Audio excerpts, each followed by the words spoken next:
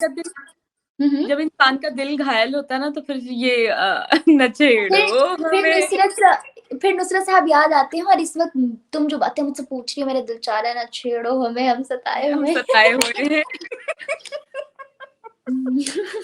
बिल्कुल वाक़ई ना छेड़ो हमें ना हम सताए हुए हैं, बहुत ज़ख्म सीने पे खाए हुए हैं निरन है। यार क्या इतना पैसा लगाना, ₹5 में जहाज़ बनिए, हमारे हाँ, पास है ये नुस्खा। और इंडिया वालों को सिर्फ़ भी ये 1 मिनट मैसेज है अभी ये सिरिंज अंदर गई नहीं तो आप जहाज़ बने नहीं। कसम से। वो एक नमस्कार दोस्तों, मैं हूं विवेक और बहुत बहुत स्वागत है आपका हमारे इस YouTube चैनल पे जिसका नाम है भारत प्रथम। दोस्तों, वो कहते हैं ना कि इंसान अपने दुख से ज़्यादा पड़ोसी के सुख से दुखी होता है और यही हालत है हमारे पड़ोसी मुल्क पाकिस्तान की। पाकिस्तान में 70 सालों में स्थिति ऐसी हो चुकी है कि अब वहाँ पर भूखमरी छा चुकी है। अपना उनके पास कुछ है नहीं, कर्जे में डूब चुका है, दिवालिया होने के कगार पर है। अब हालात ये हैं कि अभी भी वो भारत से अपनी तुलना करने में पीछे नहीं हटते। पाकिस्तान में कुछ हो तो भी वो भारत से तुलना करने लग जाते हैं, कई मामलों में भारत को जिम्मेदार ठहराने लग जाते हैं। उनको यही बताया गया है कि उनके यहाँ कुछ बुरा होता है तो उसका जिम्मेदार भारत है। भारत अगर कुछ अच्छा करता है, भारत अब तरक्की कर रहा है, तो भी हर मामले में वो अभी भी अपनी तुलना भारत से करने से नहीं चूकते हैं। आज जो वीडियो मैं आपको दिखाने जा रहा हूँ, इस वीडियो में भी दो पाकिस्तानी खूबसूरत पत्रकार हैं जो चर्चा कर रही हैं। कुछ एविएशन सेफ्टी पे कोई रिपोर्ट आई है जिसमें पाकिस्तान की रैंक जो है 100 से भी नीचे आई है और इस मामले में भी वो इंडिया से तुलना कर रही हैं। बड़ी दिलचस्प चर्चा है, आइए देखते हैं और सुनते हैं, मज़े लेते हैं इनके। इंटरनेशनल सिविल एविएशन ऑर्गेनाइजेशन की तरफ से एक रिपोर्ट शाया हुई है जिसके मुताबिक इंडिया जो है सेफ्टी के मामले में एविएशन सेफ्टी के मामले में 48 रैंक पर आया है, जबकि चाइना जो है 49th रैंक पे आया है। पाकिस्तान की बात करें तो पाकिस्तान को 100th रैंक मिली है, जबकि नेपाल को 102 रैंक मिली है। बांग्लादेश की बात करते हैं तो उनको 94 रैंक पर मिली है।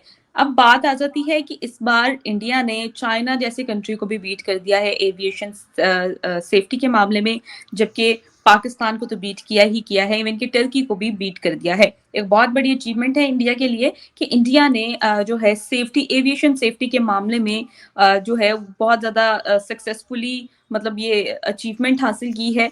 दूसरी जानिब उन्होंने जिस तरह अपनी इंडिगो जो है एयरवेज मतलब बहुत ज़्यादा सेफ्टी के तौर पे जो हम वीडियोस देखते हैं, मतलब हम तो सोशल मीडिया पे ही देखते हैं उनकी वीडियोस, जो उन्होंने बहुत मज़ेदार सा उन्होंने सिनेरियो बनाया एयरपोर्ट्स में जो सेफ्टी है, उसके अलावा जो एयरप्लेन में बहुत ज़्यादा सेफ्टी है। इस हवाले से हमारे साथ महविश नाज़ मौजूद हैं, यूट्यूबर भी हैं, इसी कंटेंट पे काम करती हैं, एक्सपर्ट हैं और आज हम उनसे तज्ज़िया करेंगे कि उन्होंने इंडिया की इस अचीवमेंट के हवाले से और पाकिस्तान को 100 रैंक क्यों दी गई है यूनाइटेड नेशन की जानिब से। क्या कहना चाहेंगी महविश के इस तरह की खबरों को आप क्या देख रही हैं कि पाकिस्तान को 100th रैंक पे रखा गया है एविएशन सेफ्टी के मामले में? क्या पाकिस्तान की एविएशन सेफ्टी 100th रैंक को डिजर्व करती थी या क्या समझती हैं? फर्स्ट ऑफ ऑल अस्सलाम वालेकुम एंड हेलो व्यूअर्स और thank you so much Ribaha for calling me again. और जहाँ तक बात है एविएशन की, तुमने बात की कि पाकिस्तान को 100 नंबर पर रैंक किया गया है और इंडिया आया है फर्स्ट पे और उसने चाइना को भी कम्पीट कर दिया है।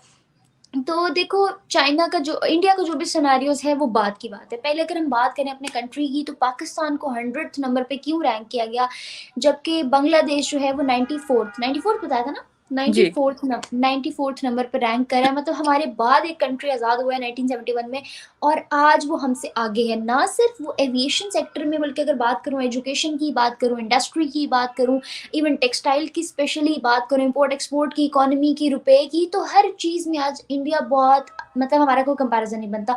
बांग्लादेश भी हमसे आगे है। तो एक तरफ जहाँ ये सारी सिनेरियोज चल रहे हैं, पाकिस्तान हमारे, अगर आज मैं यूथ से बात करूँ, हमारी अपनी यूनिवर्सिटी में एविएशन डिपार्टमेंट, अक्सर मैं उन बच्चों से बात कर रही हूँ ना, तो दे फील सो प्राउड कि वो यार एविएशन पढ़ रहे हैं और हमारा पाकिस्तान का एविएशन सिस्टम बहुत ज़्यादा स्ट्रॉन्ग है। हमारे नज़दीक वो नो डाउट बहुत स्ट्रॉन्ग है।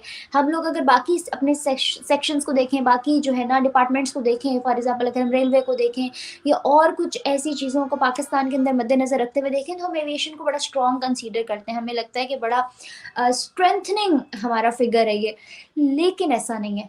क्योंकि अगर हम उसको इंटरनेशनल लेवल पे रख के देखें, एक टाइम था हमारी एयर बेसेस, हमारी एयरलाइंस को बड़ा प्रायोरिटाइज किया जाता था। मगर अब आपके सामने है कि कुछ टाइम पहले गिरवी रखवाया हुआ था। आपने बात की सेफ्टी की, तो सेफ्टी के मामले में दो ऑप्शंस हो सकते हैं इसमें। पहली बात तो ये कि हमारा सेफ्टी के पॉइंट ऑफ व्यू से कोई खासा अच्छा इमेज नहीं है यूएन में। बाकी यूरोपियन कंट्रीज हो, चाइना हो या कोई भी मुल्क हो, चलो चाइना तो हमारा हम एक दोस्ती पोर्ट्रे करते हैं, ठीक है, वो तो दोस्त है। बाकी जितने ममालिक हैं उन तमाम ममालिक में हमारा कोई खासा अच्छा इमेज नहीं है डिफेंस के पॉइंट ऑफ व्यू से।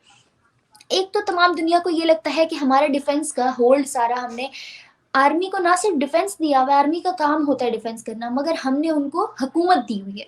ये हमारा बड़ा ख़राब इमेज बना हुआ है, और ख़राब इमेज नहीं, इसमें सही हकीकत बात है।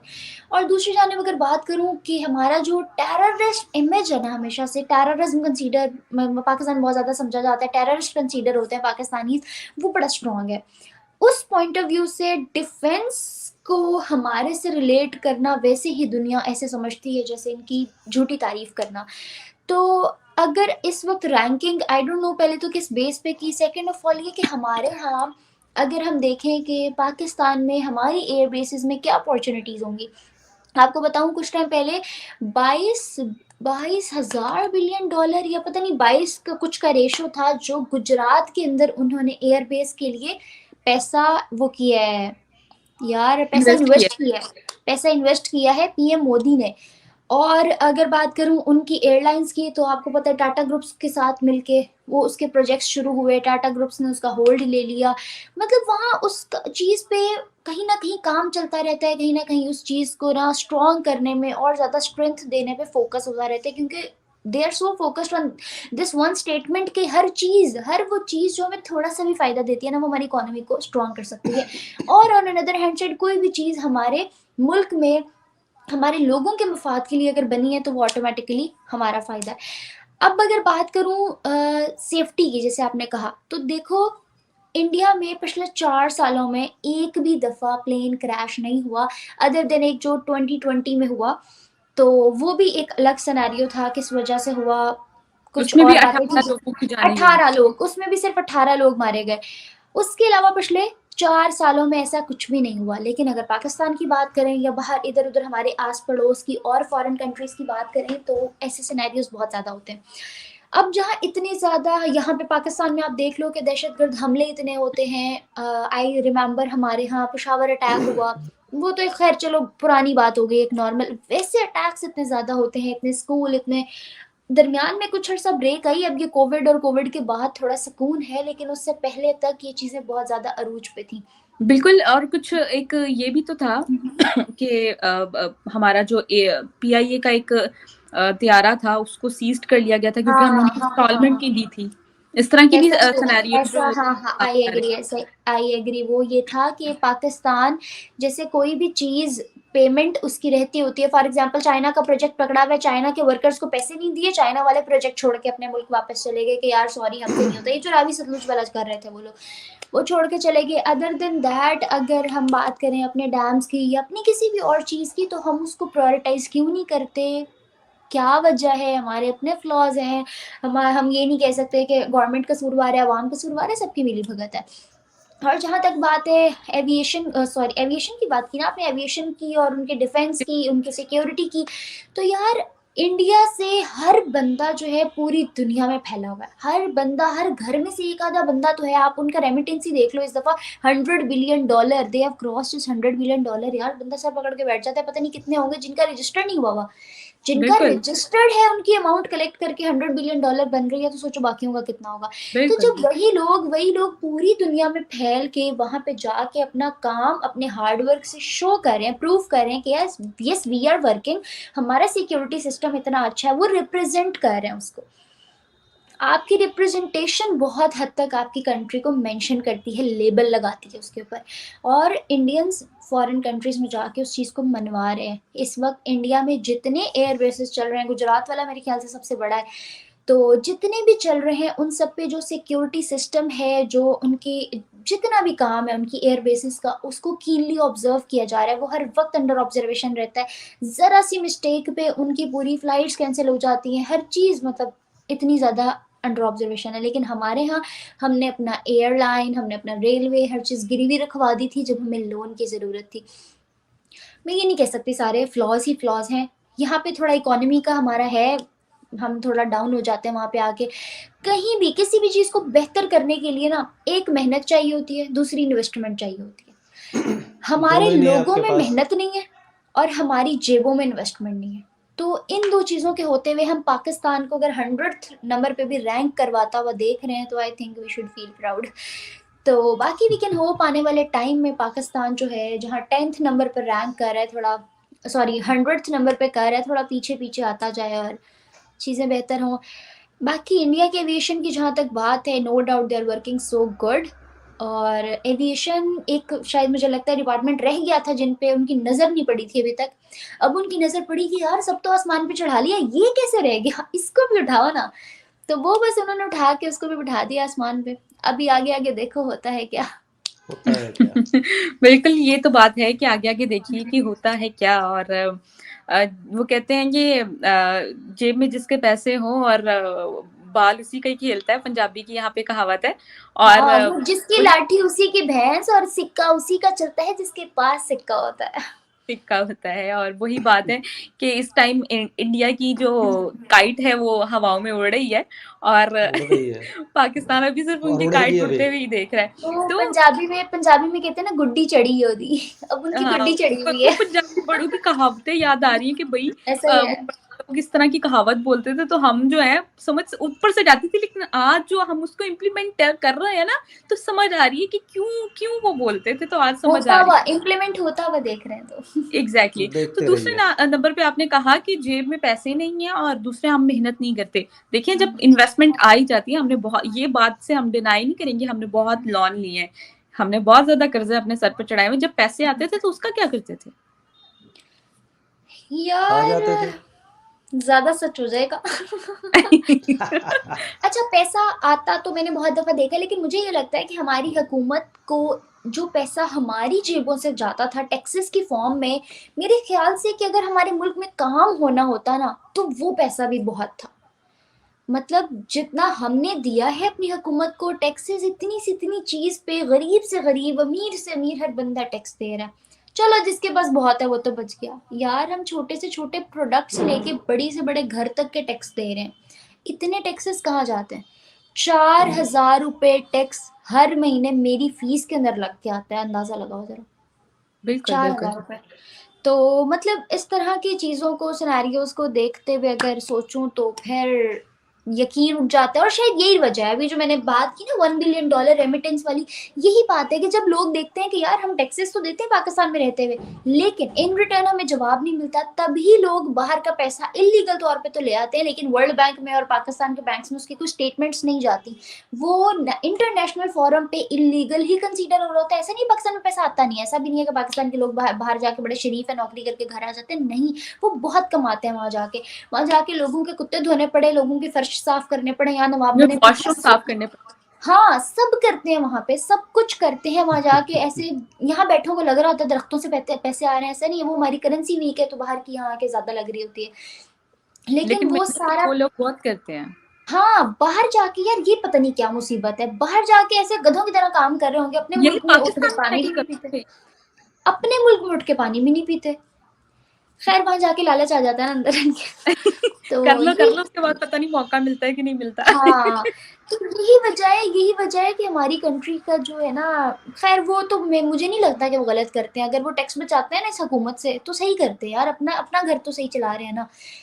इनको टैक्स दे के क्या तीर मार लिया, मुझे दिखाओ क्या हुआ यहाँ पे। हाँ, बाजवा जी जो कहते हैं कि उनकी तनख्वाह इतनी कम थी और फिर भी वो करोड़ों के बल्कि अरबों खरबों के मालिक हैं आज।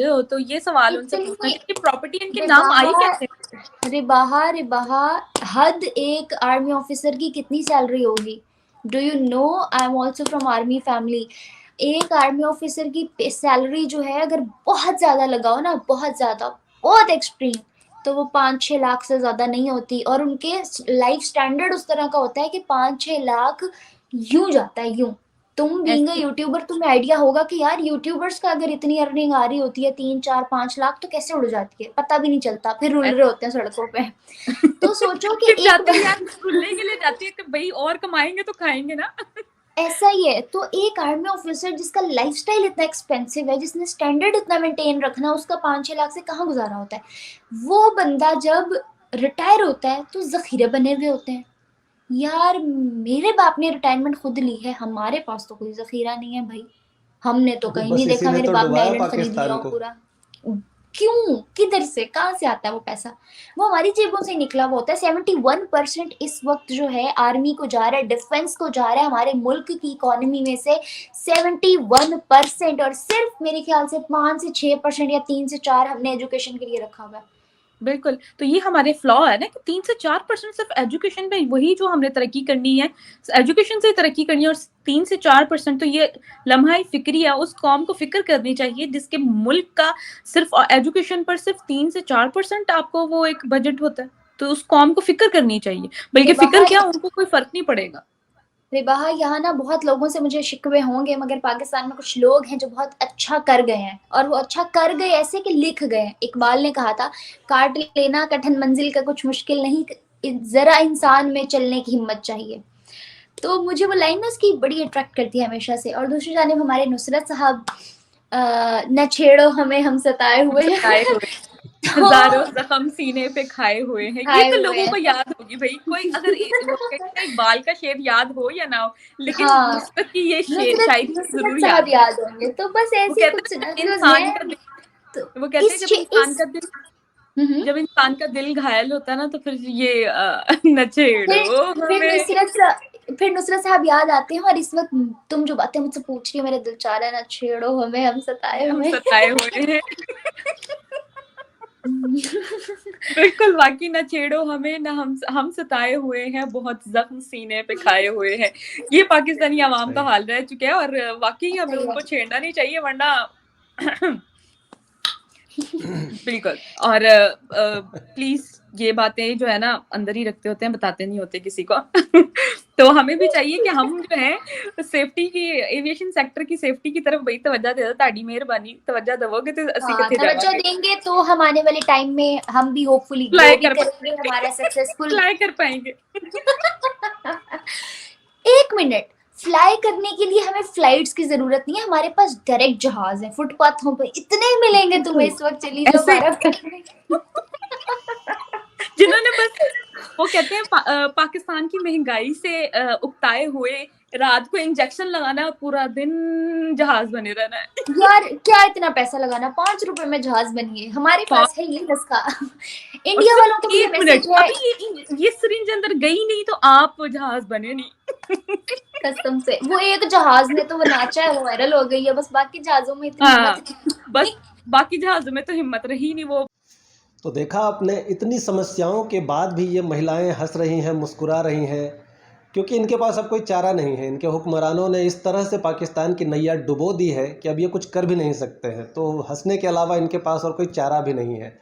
लेकिन इनको इंडिया से कंपैरिजन करने के बजाय इन्हें अपनी तरक्की पे, अपने सिस्टम को सुधारने पर ध्यान देना चाहिए, और वहाँ कैसे सुधारा जा सकता है इस पे चर्चा करनी चाहिए कि पाकिस्तान में क्या कमी है, इंडिया ने क्या किया। इंडिया अब आपसे काफ़ी ऊपर निकल चुका है, अब आप तुलना करना बंद कर दें। तो दोस्तों, उम्मीद करते हैं कि ये वीडियो आपको पसंद आया होगा। अगर आपको पसंद आया है तो आप इसे लाइक करें, शेयर करें और बेल आइकन दबाकर सब्सक्राइब करना ना भूलें। धन्यवाद।